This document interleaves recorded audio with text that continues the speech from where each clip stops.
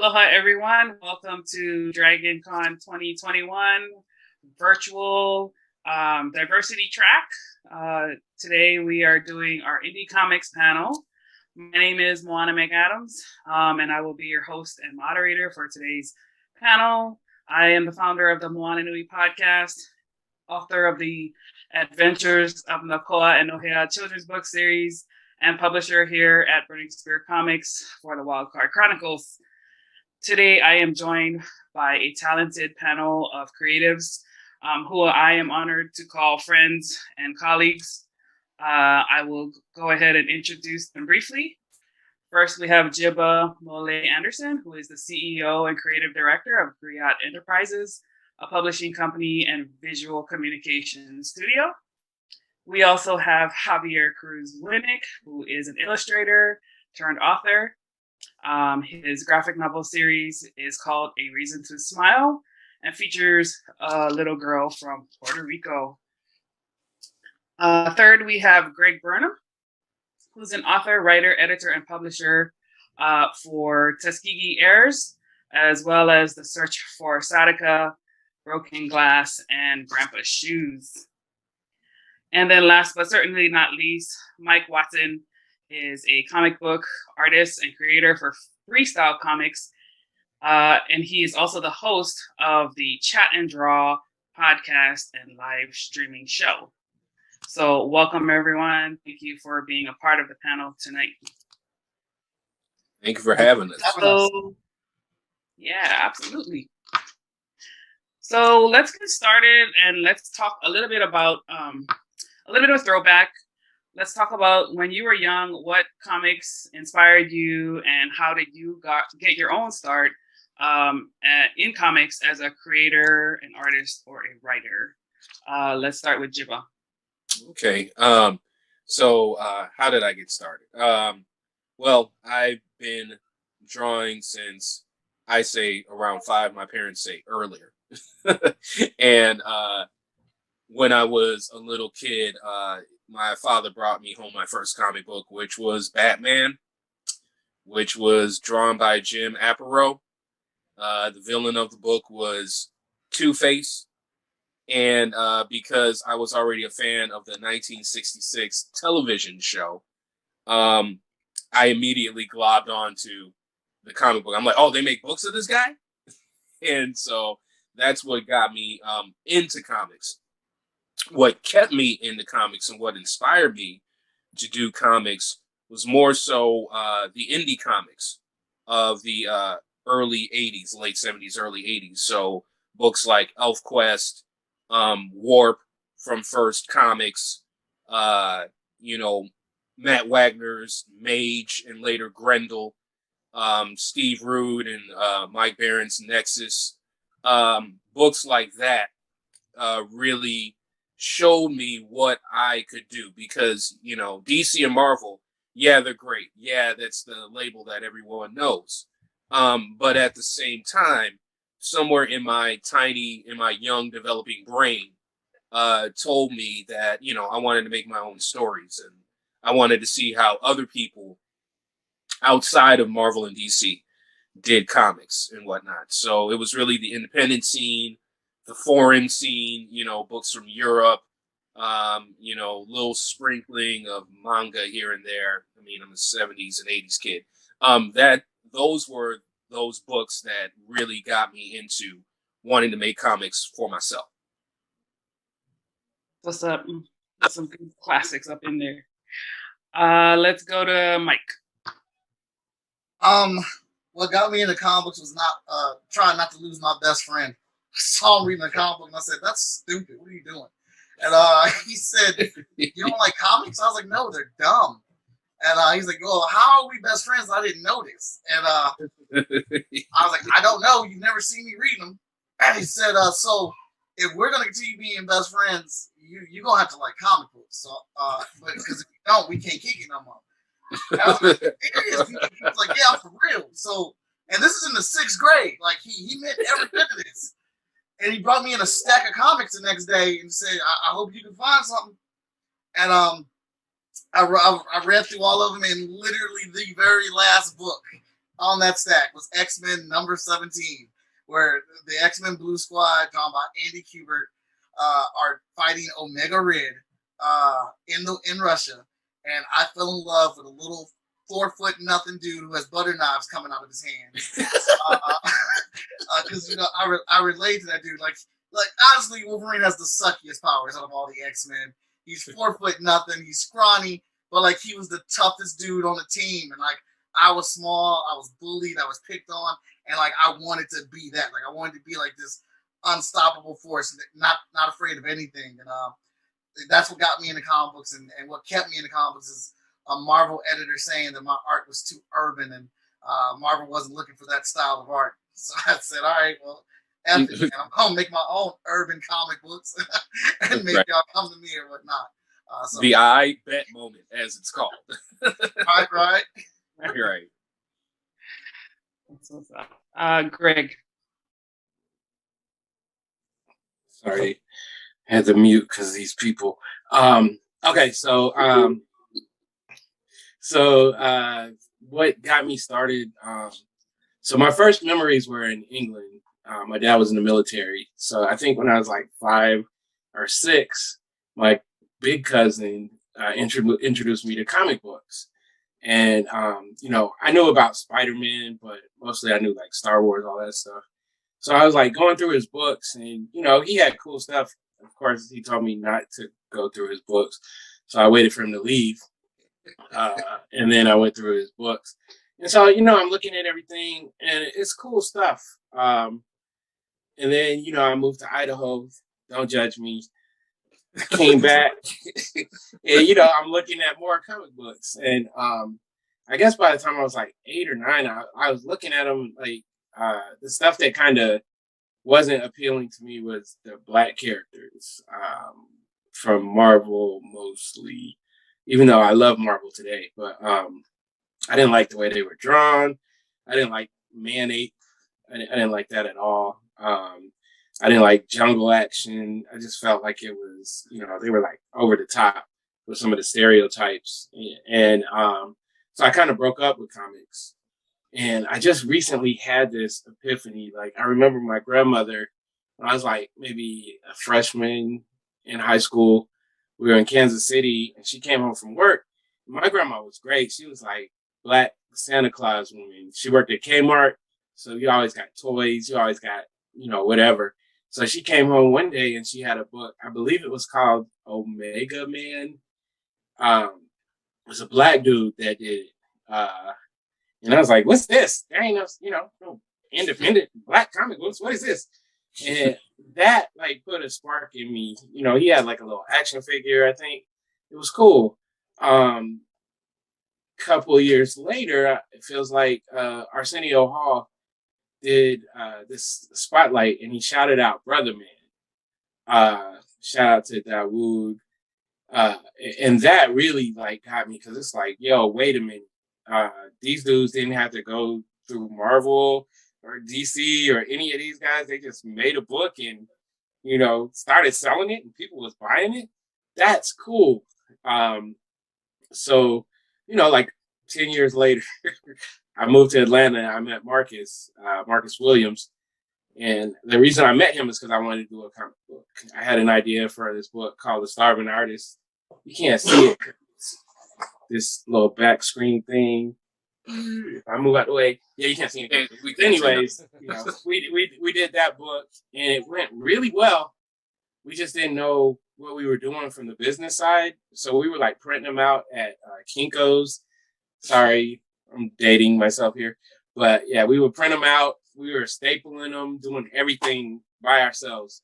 And we were selling them at a shop called Criminal Records in Little 5 Points, Atlanta. And we were selling out of them like almost daily.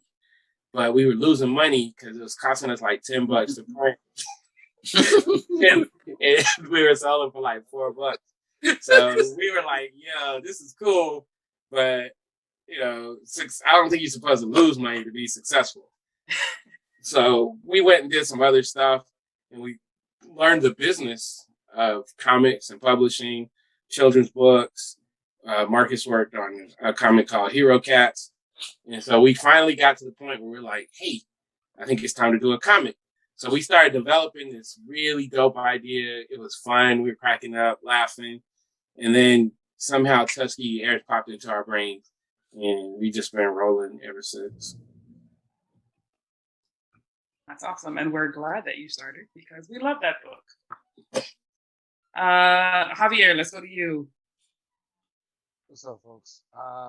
So I started off with cartoons first. Like Greg, my pops was in the military. We were in the Air Force. And we were in Holland, and my pops would go to all the video shops, rent videos, and tape them on our VHSs. So I had like a whole bookshelf full of just VHS tapes of every movie, every cartoon. I got to see all the Looney Tunes stuff, all the Hanna-Barbera stuff. And then my aunt, who was living in the city, in Queens, she had sent us 2 tapes. Come to find out, the whole tapes were filled with Saturday morning cartoons. So at 7 years old, I'm going from like the Disney stuff and the Warner Brothers stuff to Saturday morning cartoons. And that, for me, was revolutionary because there were so many different styles, so many different characters, so many different storylines that I was like, I want to do that. I want to make something that's cool. And then when we moved to the city, after my parents got divorced, the city in Thomas, New York, if you can't tell by the background, I ended up getting my father's, I guess, whatever comics he had left. And he had Legion of Superheroes, where, can you hear me better? Yeah. All right. So, long story short, really into cartoons, got introduced to Saturday morning cartoons while living in the military, and ended up seeing comics after the fact. So when I saw that they could be in books, that was when like things started changing. I started trying to draw my own comics. I was reading like Legion of Superheroes, where they were all on their knees in front of Darkseid. I saw the comic with Doctor Strange that looked real psychedelic. I saw a couple of those. I don't even remember the issues. I don't even think they had covers on them. But I got to experience these comics. So I started making my own in like 5th grade, and from there, I just kept drawing. And it got to the point where I was working in a charter school, and in the charter school, I realized that none of the stories that the kids were reading had any Puerto Ricans in them. They didn't have no Puerto Ricans. They didn't have no people from the islands. So I was like, okay, we gotta do something about that. And I knew that I was too slow for like the monthly schedule that you would need for like, Marvel and DC. So I said, I'm just gonna make my own books, make them at my pace, make them with the quality that I want to have them at, and 3,000 copies later, I'm still making books. Very nice. Very nice. Now, I know a lot of you here as independent creatives have been very successful, in your own career, regardless of at what point, you started and how long you've been in the game. And one of the themes that I pulled from the first question is that most of you, if not all of you, started creating because you wanted to see characters and stories that reflect the real life of your communities around you, and some of your own personal stories as well. Now, we know that Marvel and DC have not always been great in that area, and they're trying, but this is why I feel like indie comics is so important to reflect, our communities. I don't know if you guys had a chance to read it last night, but this article came out from Screen Rant, and it was essentially about how Marvel only pays its creators like $5,000 for their stories that they put into the Marvel Cinematic Universe. As a creative and someone who knows what it takes to develop your IP and your universe, what are your thoughts about that? We'll go to Mike because he's laughing. We all are. But I feel two types of ways about it. Like, y'all got the money, y'all can pay them for these stories. Y'all know these stories are good. They've sold your comic books, and if you think it's good enough to put into the damn movie, go ahead and pay. Just cut them a better check. But then on the other side of it, I'm like, so how much power does the person that wrote the story have in this situation? Is it we're going to put the story in there one way or another so you can take this $5,000 and be happy about it? Or do they need their approval to put this story in there and they're paying them $5,000? Because if that's the situation, then that's on you for your negotiation skills, homie. Word. True.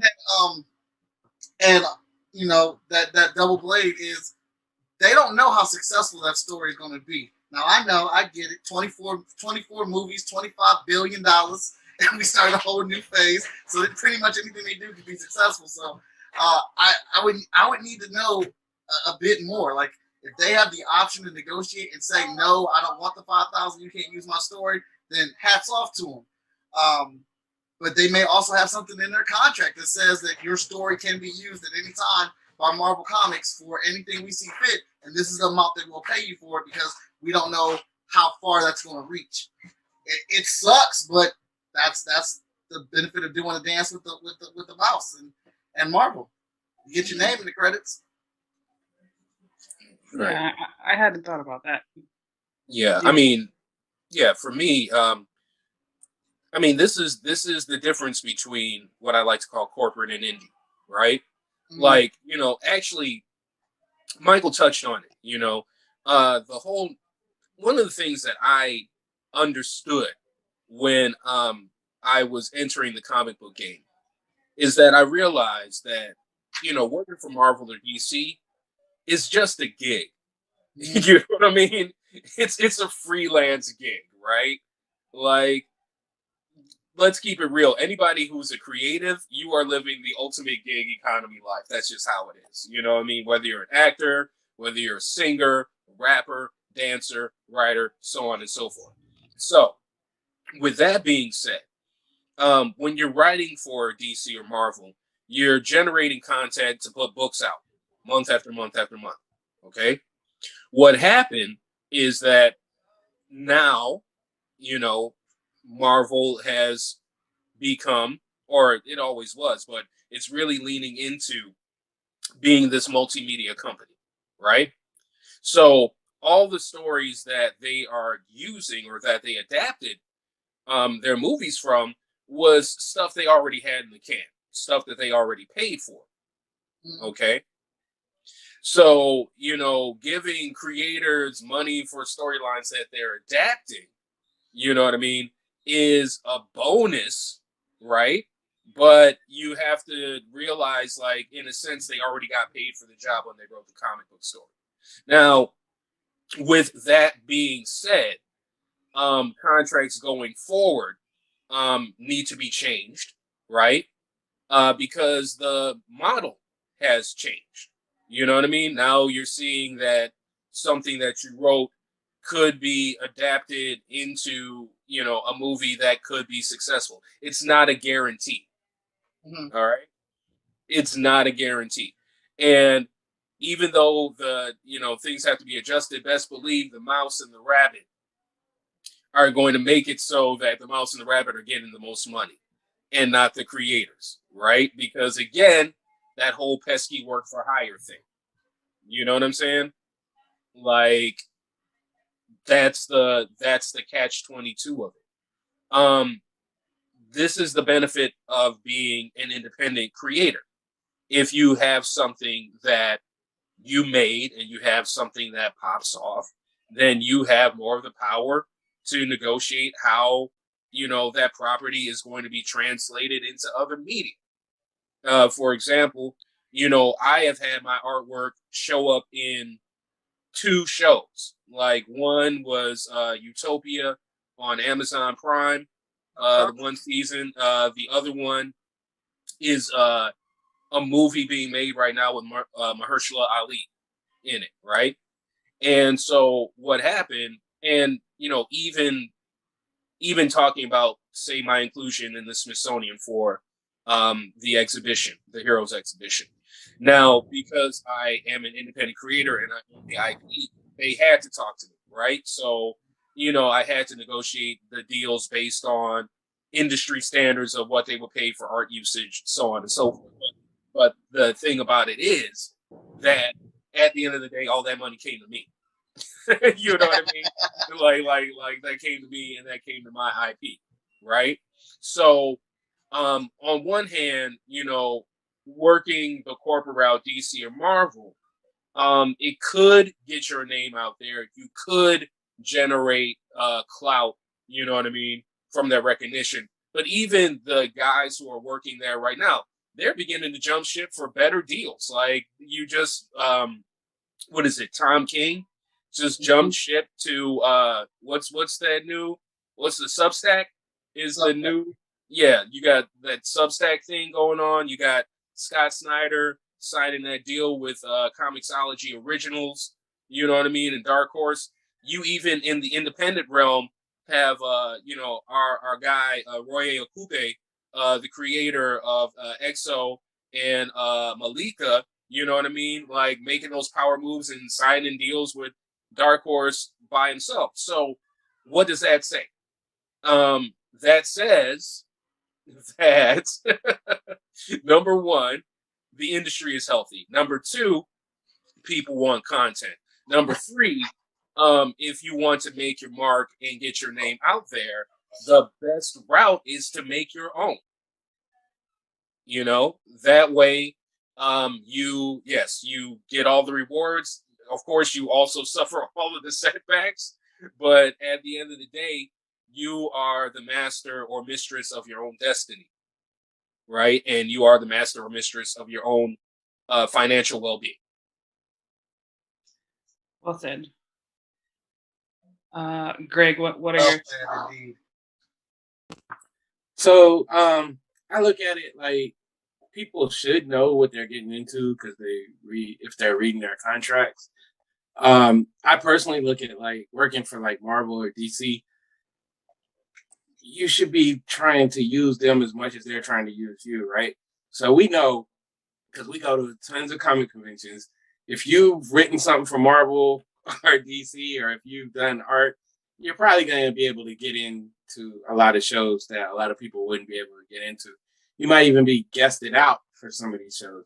So there's that benefit, but if you're not using it like as a stepping stone, because I mean, contracts are what they are, and I don't want to sound like I'm pro, capitalistic monster machine, but if you read the contract, like I get contracts and I say no thanks, I'm good, for different things because I don't like the terms. If we're not able to work something out, then I'm not going to do it. But if I was to take a job with one of those guys, I already know what it is, and so even though it's not right, it's still your decision, right, to work there or not.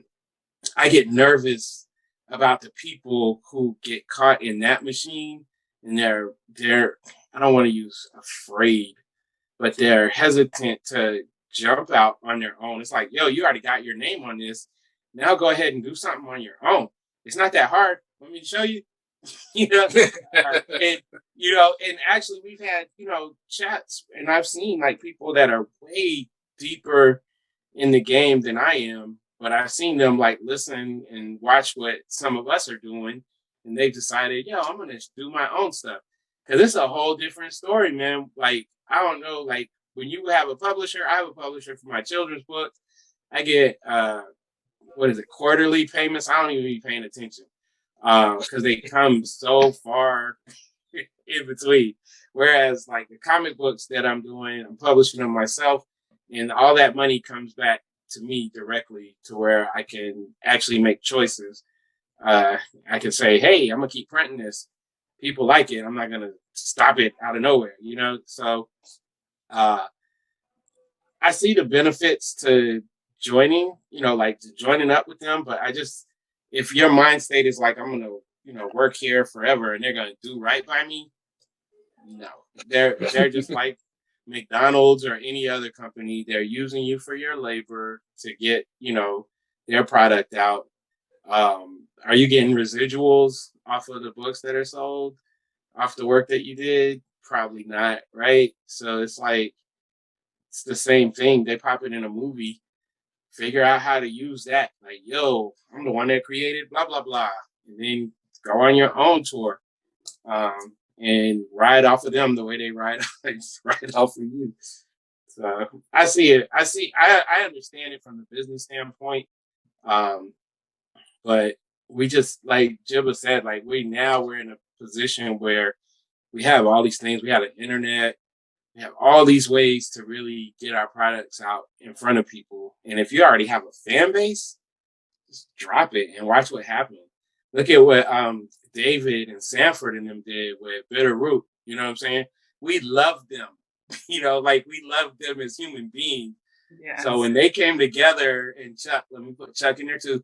When they come together and they put that book out, it's like, word, I'm buying 10 copies on the first day. We're going to wipe this thing off the shelf, so they have to keep printing it. Right. We already got a fan base. Go ahead and rock it, man. I love how you brought up, buying out the shelf, because I think a lot of people don't understand that, like, if you really want to see these on the shelf consistently, you have to make sure they stay off the shelf, because if it's not selling, it's not going to be, they're not going to restock, and it kind of fizzles out. So I'm glad you said that, because as a community, we have a responsibility to ensure that collectively our power base grows. Right. I will wipe out a comic shop, and then I'll pass them out I'll keep a few for myself, and then I'll pass them out to people that I think would be interested in them. We got to keep that machine rolling. Dude, I say that all the time, and people be arguing with me about it. Like, even in stuff like, I want to support us as much as I possibly can, because there's not enough of us out there. And Javier, I know you still need to see here, so I'm gonna speak real quick. But like, even like when it stretches out to other mediums like anime and stuff, and I'm forgetting his name right now, and I'm really upset that I'm forgetting his name. But he just Sean Thomas? Yes. He just did the Black Samurai anime. And like, even if you don't like it, there's still a way to support that and publicly speak on it in a professional way without dogging him. Because I don't see no other person of color out there where he's at making anime to the level that he's at. Just like his sports production.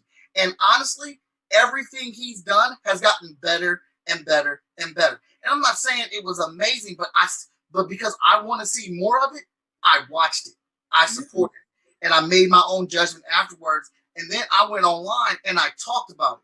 I talked about the things that I thought could have been better, but I talked about the things I really enjoyed. But I had a conversation. I had people talking about it. But like, then you get these other people who are just bashing it and like, don't watch it at all. I'm like, no, watch it so we can get more of it. Like, how do you think we're going to get better if we don't get some stuff out? Right, but you'll sit there and watch those crusty animes all day long, and you'll watch that stuff that doesn't even resonate with you, and they be having, I'm sorry, I'm just gonna say this, they be having Sambos and all this stuff, and you be loving it, and man, watch it. You know what I'm saying? Now, if you don't have to watch it, just stream it, like run it while you're gone, do something, get them views up. Yeah, because they literally take it and they say, "Oh, they always throw in the excuse. Well, it didn't get the attention that we wanted it to get, so let's go ahead and throw this away." Like, so watch it. And to that point that what Michael was saying before about how they told him his art was too urban. Like, yo, if you're gonna hear that, if you're gonna know that people go through that, and you don't support in any way, shape, or form, then it's on you that you keep getting the regurgitated madness that we keep getting. So it's like people who don't vote and they want to talk about the system. It's like, yo, you got to get involved somehow. You got to be, even if that's not your message, if that's not your method, you got to find a way to get in there and be like, yo, I support this. Someone else needs to support this too. Let's keep it moving. Thank you for the mic check. 1, 2, 1, 2. Sorry about that, y'all. I had a hustle today. I'm outside in the rain and I'm under one of the shelters, so making it work. Dedication. Yeah, for sure. And that's also to the point of you, Moana, and Dana, you guys doing this podcast. It's another outlet. It's another way for us to be seen. It's another way for us to be heard. It speaks to the points that the fellows are making about, we got to do our own thing because we know what the machine is like. We know what the machine is doing. We know where the machine is going. They're the machine. They're going to do what they do. So it's like, it's disappointing that it happens the way it does, but there's only but so much you can do, right? So when that's the case, you got to step up and do something else. Mm-hmm. Yeah, I mean, that's one of. I'm sorry. Go ahead, Javier. That's cool. I mean, so it speaks to the journey that a lot of us are on, making our own stories and deciding to step out the box, not do the same old, same old. Not one of us has the same story. All four of us that are up here, we got very different stories. We have very different perspectives. We have very different lives, even in the midst of all the things that we share. We're all friends. We're all cool with each other. We all support each other. We all have love for each other because y'all are good people. I hope I'm a good person too. But, we see quality, we represent, and we pick it up. Same goes for, what you see outside. It's like, again, the machine is going to do what the machine does, right? So it's now a point to say, okay, do I want to be a part of the machine or do I want to bring something new to the table? Do I want to bring something different? Do I want to, get that 5K? Do I want to try to get known through them and then step out on my own? Do I want to be brave and just do it all on my own? I'm trying to go the right in the middle. I'm doing my thing, hope someone picks me up, and then continues to pick up what I do. That'd be a beautiful thing. But at the end of the day, I'm still doing what I do because that's my heart. That's my love. That's what I want the world to be able to see and have something, gain from it. So we are fortunate enough to have all these people that have come before us go through this madness, go through the heartache, go through the pain from all perspectives. And this 5K is another example of the struggle. So it's like, okay, am I just worth 5,000 or am I worth more? I mean, let's keep it a buck. Like the originators of the superhero myth, Siegel and Schuster, were getting janked. They got ganked by DC for decades. Wasn't it like $130? $130. Right. And they got ganked until Superman the movie came out, and it was Neil Adams that made a big stink about it. Like, what was it? One of them was like legally blind, like working in a post office and stuff like that. You know what I'm saying? I mean, there are so many stories. I'm not even talking about people of color, black or brown folk getting jerked in the game. I'm talking like there are so many stories of so many creators that have created some of our favorite characters that have gotten gaffled by the business and the game and whatnot. They've been pushed through the machine. Right. And what's interesting to me is that, going on the boards and seeing a lot of neophyte creators and whatnot, I see some of these cats like, how are we going to take down DC and Marvel? I'm like, you're not. Shut up. That's not the point, though. That's the right. Thing. We shouldn't be worried about trying to take anybody down. Exactly. That takes energy away from what we're doing. If I'm here trying to take down Marvel, am I making another reason to smile? Are you making another Horseman? You know what I mean? Right. We're not doing none of that. So, and on top of that, I was like going to say, on top of that, there's a story of a company who tried to go toe-to-toe with Marvel, like in the jankiest way possible. Does anybody, oh gosh, the name is on the tip of my tongue. Atlas Comics in the late 70s. It was like the son of the publisher of Marvel was mad because he gave the dude gave the publishing job to Stan Lee because Stan Lee was the architect of Marvel, and dude was like, "Oh yeah, screw you. We gonna make our own company called Atlas Comics." And Atlas Comics was like the most bootleggiest of bootleg companies, ever. Like all of their concepts were like bootleg Marvel concepts and knockoffs, and that whole line failed within 4 issues of their launches and stuff like that. The good thing about that is, out of that, I mean, you had some great artists come out of that, like Howard Chaykin. You had Neil Adams doing some dope stuff there, but also what they did in terms of the game was they got people at DC and Marvel paid more. They got them paid a better page rate because Atlas at the time was paying a better page rate, so on and so forth. I say all that to say this is that, you could go the DC or Marvel route, but at this stage in the game in 2021, I'm kind of like, why? You know what I mean? When all of the stopgaps have been released from getting into this industry, you know what I mean? From distribution to raising funds to marketing to outlets, you know what I mean? It's like we have our own conventions, we have our own distribution system, we have our own podcasts, we have our own, we have our own. It's been built. So why aren't we just tapping into the thing that's been built and rocking that? So, to that, I don't want to take up because I feel like Moana's got another question or two. But to that point, I do see, benefit from doing it. Again, like I said, it's like if you're going into it like I'm going to be a lifer at one of these companies, no. But if they reached out to me and was like, "Hey, you mind, writing, a story for blah blah blah?" Yeah, I'll do that. The thing is, I'm not gonna stop doing my own, So now it's like just another stream of revenue for me. It's another exposure, another point of exposure too. Right. But I think, speaking, because we're getting into like entrepreneur type stuff. It is comfortable. Like if you can say, okay, these people are going to be paying me, I got regular money coming in. It's different than when you out here, hunting for your own food. And not everybody's built that way. So I don't really get mad at them. But again, I think it was Javier said, the voting analogy. It's like you signed up for it, so you can't come back crying later. I guess you can, but everybody has the right. Everybody has the right to complain. Right.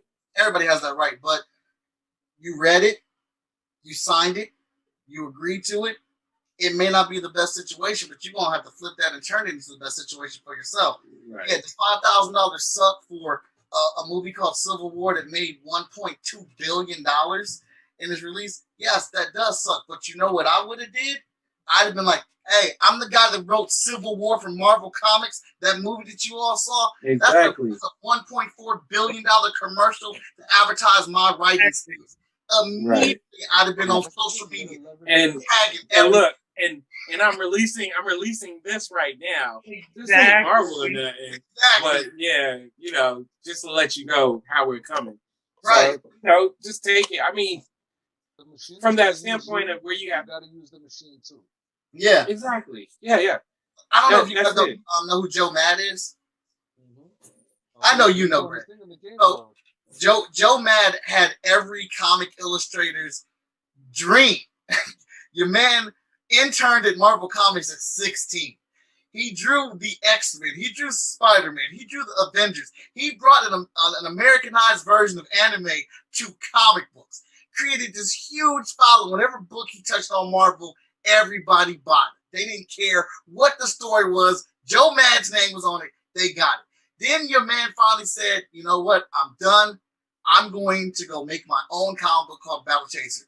And took his entire fan base of Marvel Comics with him to his comic book. To the point to where it didn't matter how late that book came out, it still sold out. So like exactly what we're talking about right now is how you need to use Marvel. Yes, Marvel's going to use you. That's what businesses does. But you need to get in there and get what you can and then take it and do what you want. I mean, Joe Mad can come out with Battle Chasers number 10 right now. and it will sell out. It is He's 10 been, years late. he's been saying that for years. Did you know? Did you know? Side note. Right. Side note. Did you know that it was a brother who wrote Battle Chasers? No. Yeah, Munya Sharif. Yeah, I met the cat. He's in Chicago. He's in advertising. I met the cat. I was like, he's like, yeah, I wrote back. I was like, oh, for real? And I was like, oh, I didn't know a brother wrote the book. All right, kudos, cool to you. You know what I mean? Yeah.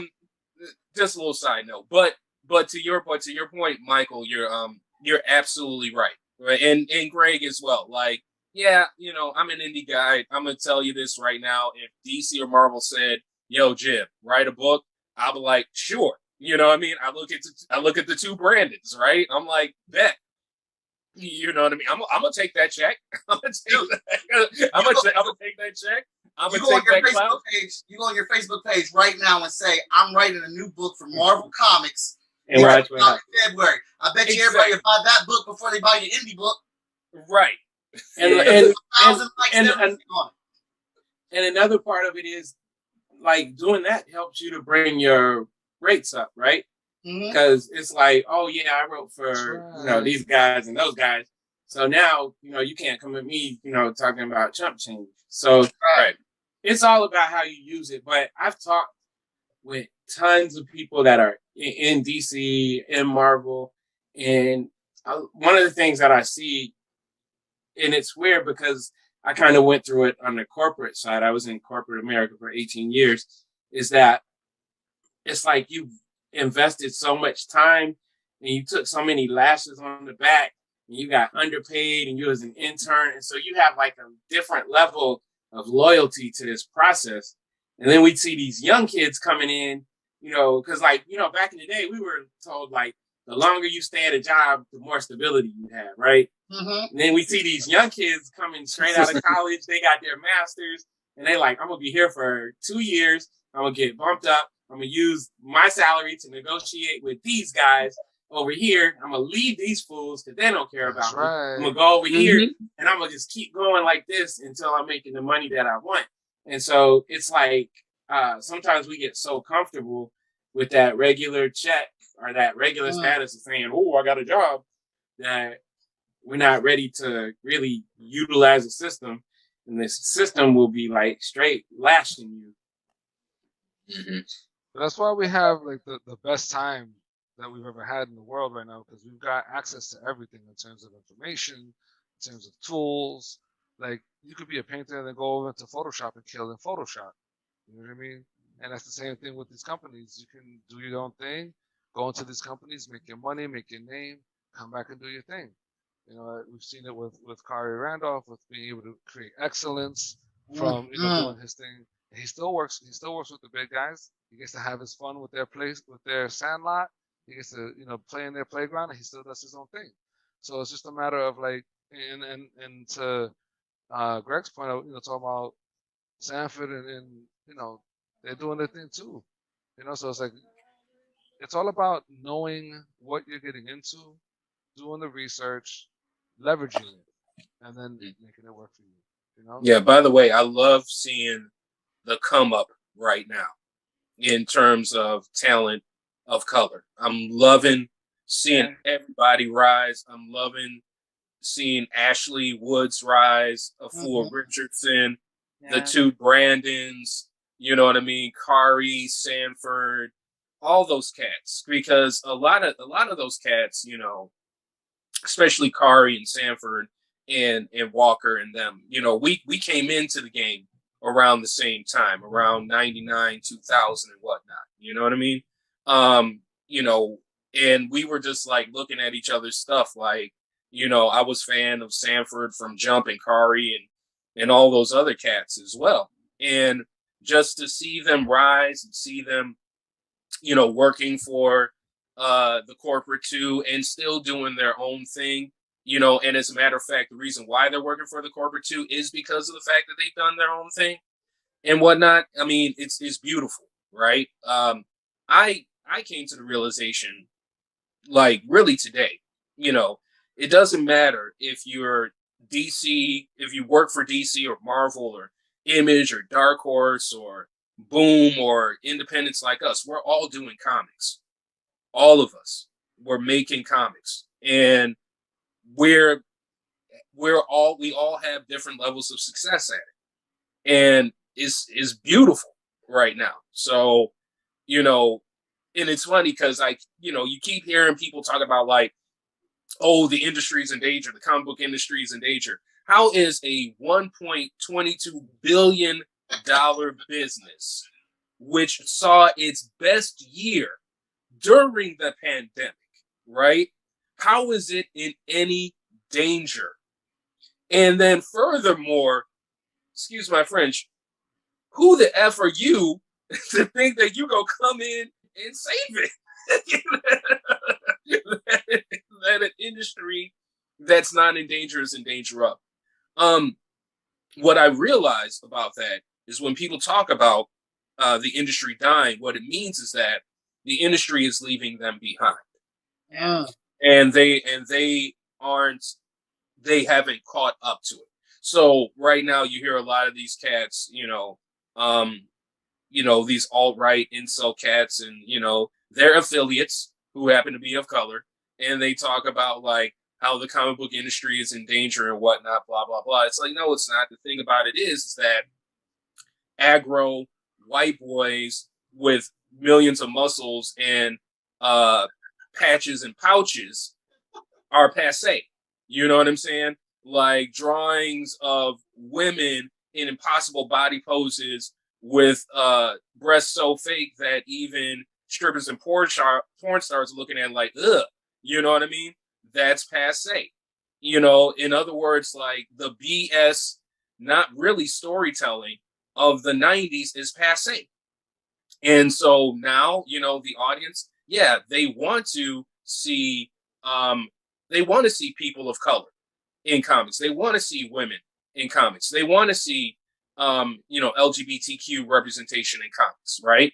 On the flip side, the writers shouldn't be preaching to them about it because, as a matter of fact, DC and Marvel wasn't preaching when they introduced the Midnighter and Apollo in the Authority. They weren't preaching when they introduced Kate Kane as Batwoman. You know what I'm saying? They weren't preaching when they snuck in all of these things, right? But now, because the world is caught up and they want this representation, people are hungry for it. And if you are, the mouth breather that's upset because now you're seeing girls and black folk, reading comics and doing cosplay and things of that nature. You talk about comics are dying. It's like, no, you're the dodo, right? You're extinct.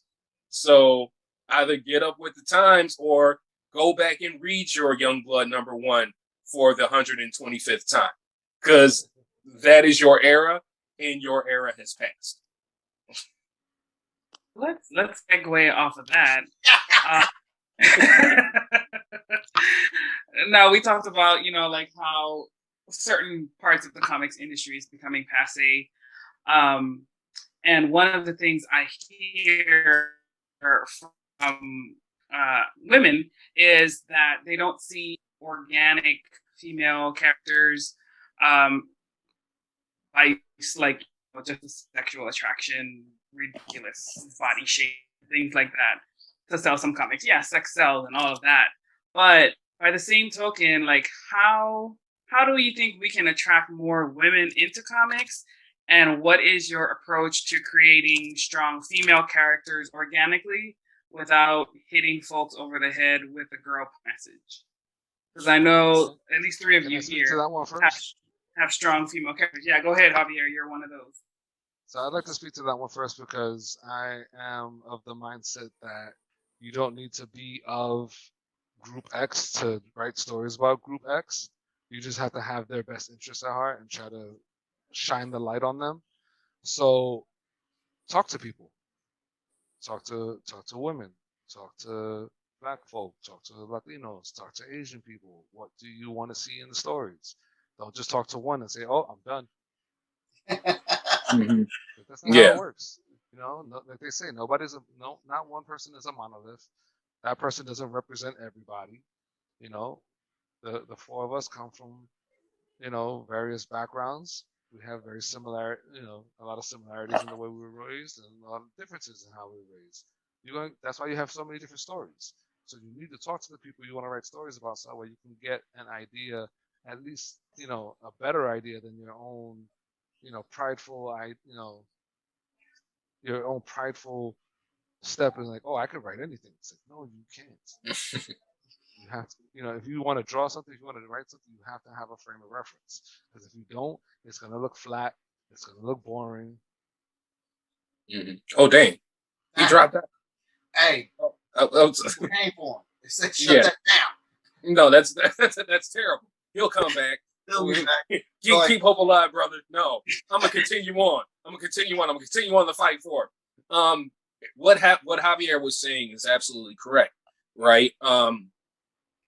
For instance, the reason why, I have strong women in my books is because I'm surrounded by strong women in my life, right?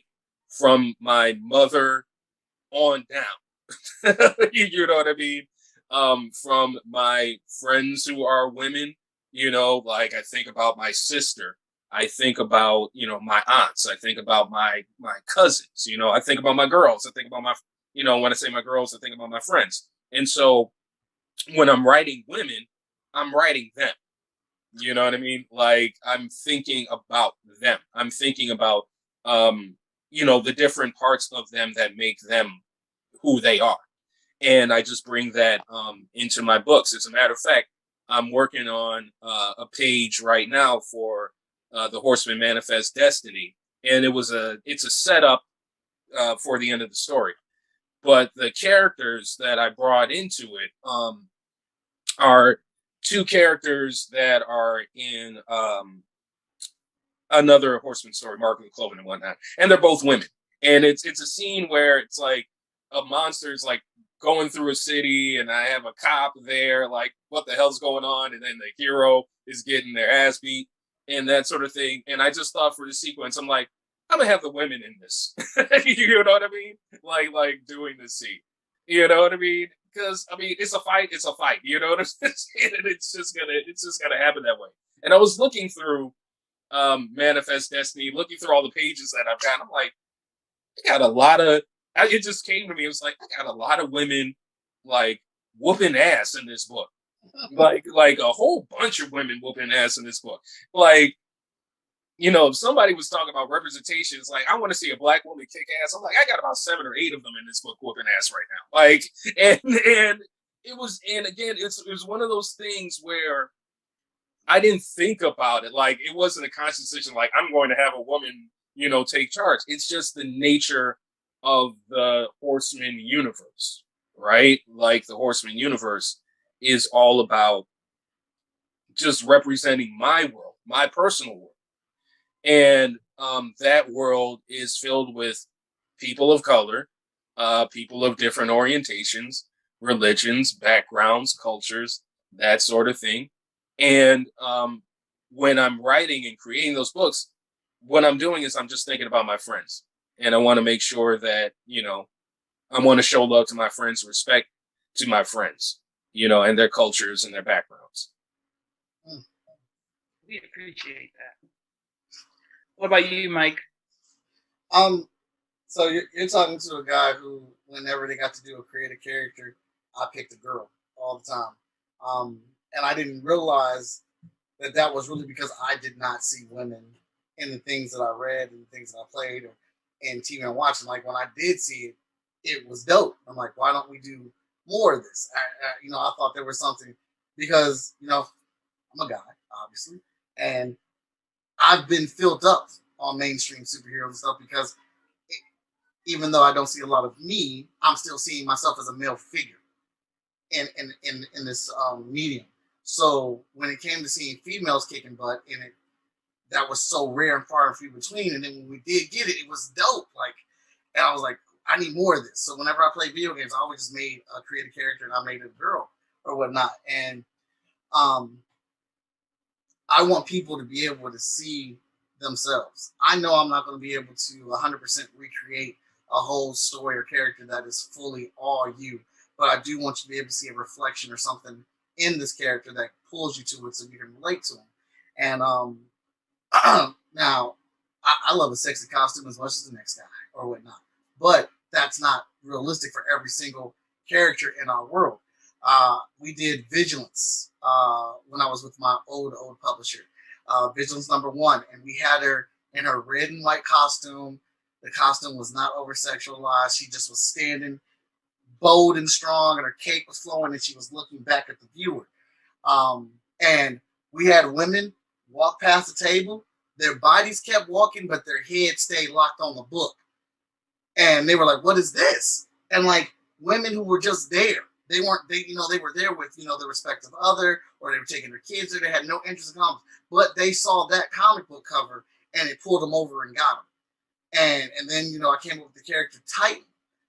Titan, who she's a Latina, but she's a big bone girl.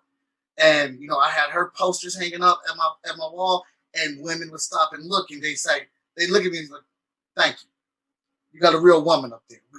Because some of us look like that. All right, we out here like, and and it got me thinking about a lot of my inspiration and things I do kind of pivot off of that one meeting with an editor at Marvel telling me that I draw in an urban style. And I wish to goodness gracious I would have had the state of mind or the courage to ask what that meant, because I was only left to assume.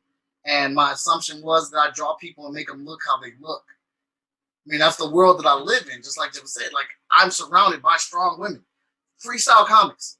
There's like 3 guys that work there. My day gig, there's 2 men that work there, and we have 20 women. And like my last job, surrounded by women. Like, women are everywhere. Like, are you not realizing how much work women put in our society? Like, they're not just teachers. I mean, they're helping make decisions and mold and craft tons of things for us. And then you get a movie like Black Panther, and your boy could not make a decision without going to a woman to make sure it was the right thing. From his mama to his ex-girlfriend, who he had a great relationship with, to his sister, to his #1 bodyguard. Like, so how can you not be inclusive to these things? How could you not want people to be able, like, as a storyteller, how could you not want people to be able to see themselves in your stories in some way, shape, or form? I went to the Columbus College of Art and Design, and that's a melting pot of a school. That's in Columbus, Ohio. That's right here with the Ohio State. So we're getting people from all over the world. So when I look around and I'm drawing my comic book, I'm not seeing one type of person. I'm seeing all types of people, all genders, all of it. Thin, small, wide, tall, skinny, all of it. So I want to put that in my comic book, because my #1 thing is relatability.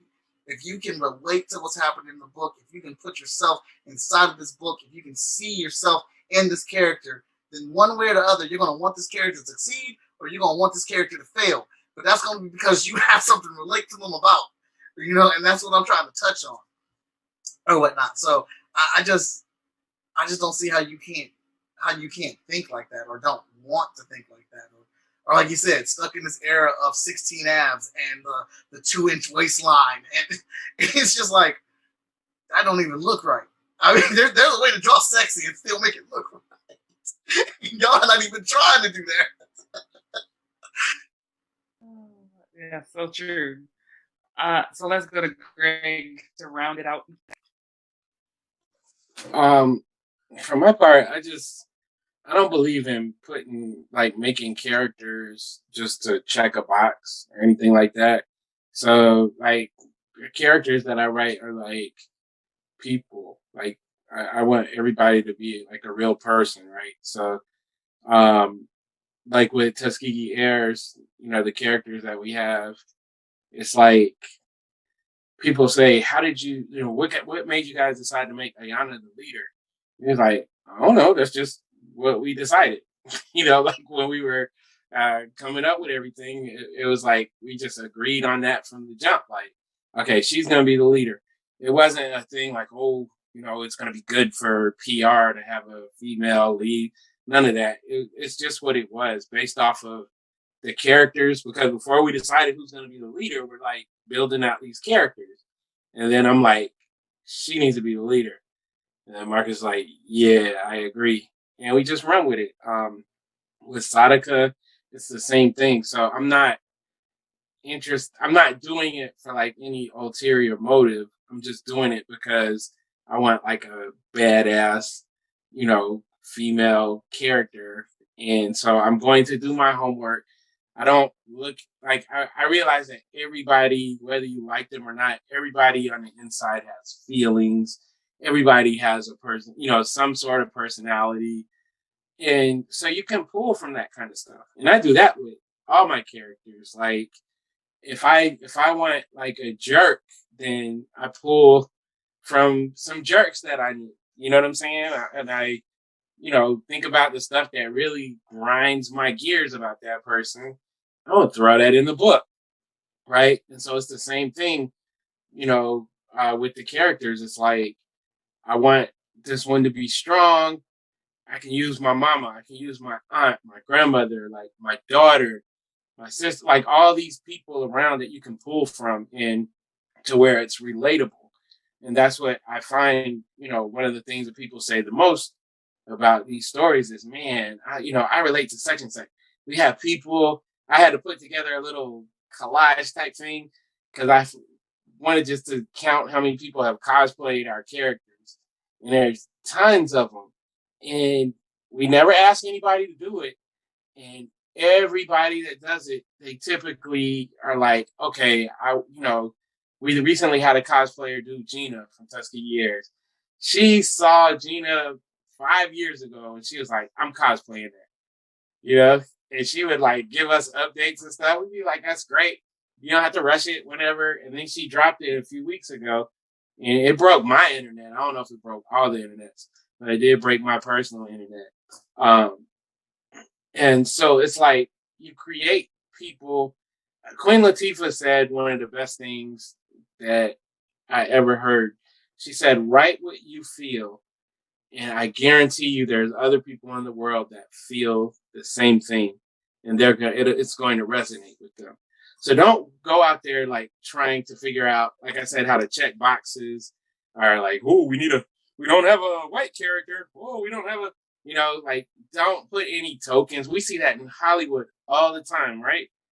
Hollywood, mainstream comics, all of that. It's like, hey, we need some diversity. Let's sprinkle an angry black woman or a, incapable black man.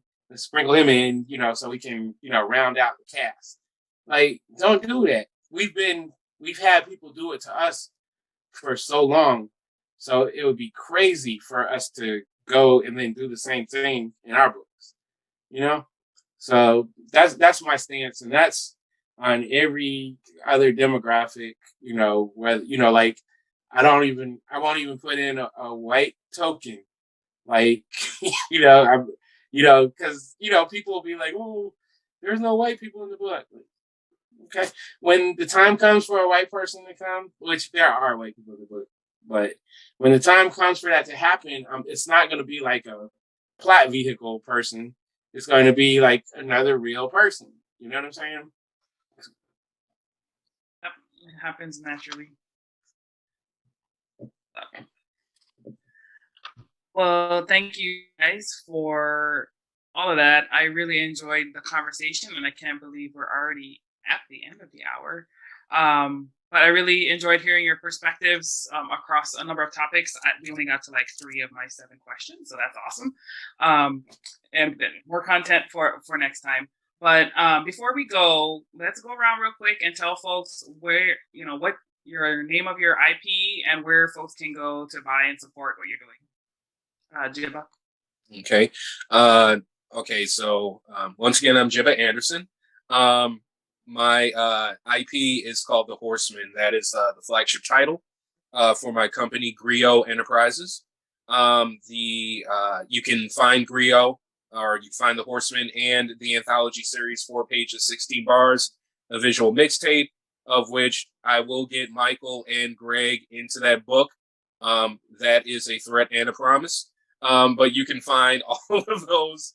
You can find all of Griot products at www.griotenterprises.com. That's spelled GRIOT, enterprises.com, all lowercase. And that is the one-stop hub for everything Griot Enterprises and Jiba Anderson. Perfect. Mike? Unmute. Kids is running up and down these stairs, man. I'm trying to keep it quiet. You can find me at freestylecomics.net for all our comic books. We have a ton of them that's coming out here this year. We're working on our release schedule for the rest of the year and early next year. You can find me on all social media as Most Epic Art, most enthusiastic person in comics. That's on Twitter, TikTok, Facebook, Twitch, YouTube. If it's got a social media on it, that's where I'm at with that name or whatnot. Now, yeah, these hats will be available on our site shortly. As you can see, Moana rocking the bad boy right there. Yes, support the fans. Greg. So I got Tuskegee Heirs, which you can find at TuskegeeHeirs.com. I had to search for Sadiqah, so I have a separate website for my own, stuff. It's called platforml7.com. You can get the search for Sadiqah issues 0, 1, and then I got this little middle issue thing that's happening. You can grab that there too, as well as children's books. And more stuff coming, adding like a few really good titles, hopefully in the next couple of months, that I'm really excited about as well. And then Burnham, Greg_Burnham7 on Instagram. And I'm also going to be at every comic convention for the rest of the year. Okay, we're getting ready. Well, by the time this airs, we'll be on week, 4 in a row. So, yeah, you'll see me at places. Yeah, he's up in here. And Javier, who had to drop off, you can find him at The Learning Curve. His book is called A Reason to Smile, and he has, I believe, 2 or 3 stories out now, and he's working on another one that will be coming up on Kickstarter as well soon. Again, my name is Moana, and if you enjoyed today's content, please follow the Moana Nui podcast. We are on all podcast platforms, and we also live stream on Thursday evenings. We feature independent creatives from all different walks of life. So come on and learn more about the wonderful creators who make up this powerful community and are bringing the stories that everyone needs to hear and experience. And we want to thank Dana Morgan and Jarvis Sheffield for inviting us to be a part of DragonCon 2021's diversity track. And we look forward to working with everyone in the future soon. Take care, and we will see you guys next time. Aloha.